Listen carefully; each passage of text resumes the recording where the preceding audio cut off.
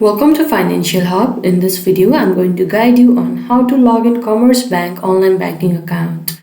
For that, make sure you open one preferred web browser. Here I'm opening Google Chrome.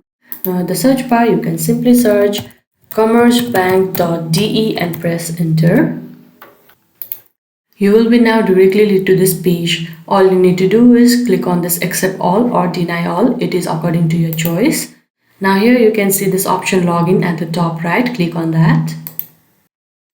Now you will be lead to another page where you need to fill down your credential, that is your username and your PIN. After that, here you can choose your type according to your preference.